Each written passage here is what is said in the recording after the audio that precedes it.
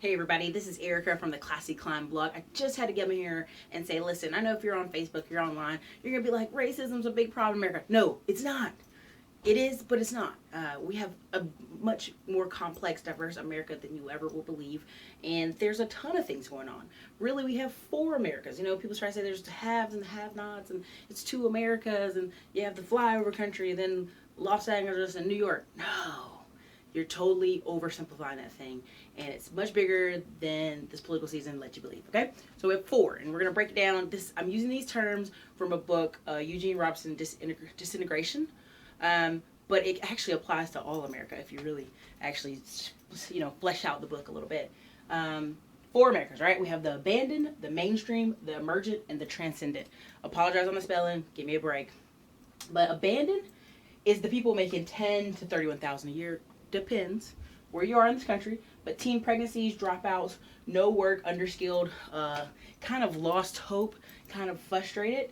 20 years ago, they would have been mainstream because why? These are some of the girls and gals that would have came out of high school or not even finished high school and went and worked at a factory, went and worked somewhere in industrial construction. Somebody would have gave them a chance, and let them kind of move over to the mainstream where they were working full time. A lot of these people, problems are payday loans, healthcare issues. One healthcare thing takes them out, messes up their whole family. They're really at the edge, and what they need to get out is skills. Somewhere, some way along the line, they have to kind of go to community college and get the HVAC, get the truck driving license, get the something that kind of pulls them out. But they're gonna still kind of be here because a lot of the majority of their family is here. So these kids you watch on the internet who have fight videos, that's them. The people you watch fighting in bars, that's them. So the abandoned, and they feel frustrated and they feel not heard. And so you see these people at Bernie and Trump rallies. Don't try to make it one or other. You see them at both, okay? Mainstream. Mainstream is that 30 to 60, middle class. They feel middle class, but they're feeling pinched as hell. Like it's up here. They feel it, right? Inflation, debt, college versus that blue collar thing. There are many people who are going to be plumbers and truck drivers who are over here in the mainstream. They have the home, they have the family, they have the wife. The kids go to a great school, but they still feel the pinch. Like they're making more money, but they feel the pinch. And it's the middle class ideals. They're not really investing. They don't have enough assets. One heart attack, one stroke kind of pulls them down too, right? The wife gets pregnant back to back and really can't afford to send both kids to daycare. She has to stay home, and now they're really pinched. Okay, but these people still are in a mainstream. Can listen to Dave Ramsey, get a little bit better. Can listen to Robert Kiyosaki, do something, and kind of have some fluff. They have a little bit of wiggle room. Very little though. Emergent. Okay, emergent for me is going to be immigrants, small business owners, college.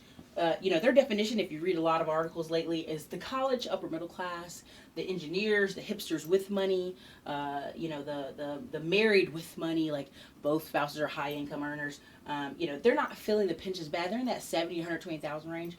Now, if they're in New York, they feel it, okay? If they're in North Carolina, South Carolina, Florida, they're still living pretty good. They're feeling the pinch, but not as bad as the mainstream. Not as bad. They kind of have their group of friends, and they're kind of in the same kind of group, isolated communities kind of deal, right? But for the small business, this is where I want to make sure you focus.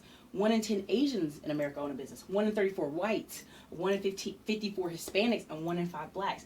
These people, once they get to that business ownership level, they're kind of in a different range from the mainstream. They're pushed. They're the people you're talking about. We're going to tax because they make 250,000. Well, their business might have made 250,000, but if it was a gas station, how much expenses came out, how much to pay employees, how much do they have to pay? I know dentists who, company because there's multiple dentists in the office made 250,000. But guess what happened? Once you do all these numbers and these facts and these figures, common sense says they don't have that much money. You're pulling from a group that's like, hey, pushing through, emergent, but not super doggone rich, okay? Now, they're feeling a pinch, but not as bad, and they're also having more opportunity to kind of switch jobs, to move around the country, to move to the boom jobs, to move to Austin, to move to Research Triangle, Raleigh, to move to California, Silicon Valley. A lot of the immigrants are just, if you look at the immigrants, I think the average income is from 61,000 to 69,000, and it's everything. It's Nigerians, it's Haitians, it's Pakistanis, it's Bangladesh, it's Koreans, it's you name it. They're in that higher bracket. They just are. And the average White Americans is 60,000, right? So they've already passed white Americans in these smaller different immigrant groups, but they're still kind of that emergent group. Okay, I have a lot of hope for this group. These are also people who are kind of the small business owner guy kind of has to figure out a way to scale up, basically. So Transcendent. These people, they're not feeling the thing. They see us on TV, they watch us, they're like, why are these people upset? They don't really understand it. It's just not their world. They're very isolated from it. And people I put in this category is Oprah, basketball players, sports, celebrities, not broke ones, but, ones making a little bit of money, hedge fund managers, Chinese millionaires. If you read anything about Vancouver, if you read anything about California, they're coming in spending $1 million of their money on properties to send their kids to college in Ferraris. I mean, I literally have, pinged several videos about it. It's hilarious, but it's like, they don't care. They're coming to America to get their American dream, to get their $1 million house in California, and send their kid to our colleges and let their kids enjoy America, because China is still a communist country. Okay?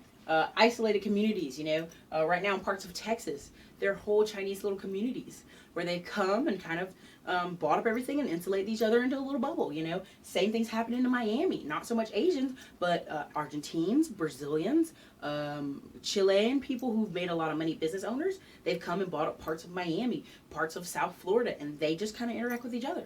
It's an isolated little community. They are not they're not seeing a problem. People getting shot by police, they don't understand that. Healthcare issues, they don't understand that. They're coming to the country, they see the American dream, and they're really not seeing any of the negative. So these are the 4 categories. I would love to go deeper into this, but I want to keep this video somewhat short. Again, if you're here and here, you're doing pretty okay. You're kind of living the American dream. You're kind of feeling great. You got a business. You can increase. You can hire more employees. You can scale down some employees. You're figuring your way out through taxes. These people are going to church. If you ever read some of the articles about them, especially up north, they're just in their little enclaves. They're just kind of isolated off from people because the guy who owns the business, it probably won't hang out with somebody over here. Or even if they're an African American and they have cousins who we know people like this. Have cousins in the abandoned, they're going to try to pull them forward, but the best they might be able to do is get them some community college, and get them into the mainstream. So this is a really great chart. I love it. I'm probably going to do a whole little write-up on this. I just think it's very important for us to realize it's what's going on right now. It's not so much black and white. It's not so much cops. It's so much as people in different classes are not even interacting with each other. I mean, they're like, I will never hang out with Oprah. Oprah will never have to deal with me. Oprah can completely isolate herself from anybody like me. So can hedge fund managers. So can Chinese millionaires. Even a small business guy. A small business guy, if he tries to get on a bigger scale, he'll realize he's the only one up there. He might be the biggest dentist in Texas. He might be the biggest eye doctor in Texas. He might be the biggest whatever, wherever he is, because, the higher you go up the ranks, the smaller it is. Smaller, just smaller groups. I will tell you, I've been to conferences and events where it was about investing in apartments, investing in toll roads in Texas, and guess what? It was a lot of immigrants. Not many white people, not many middle class. It was just me and some immigrants who were serious. They had saved their pennies, they make high incomes, and they were ready to invest.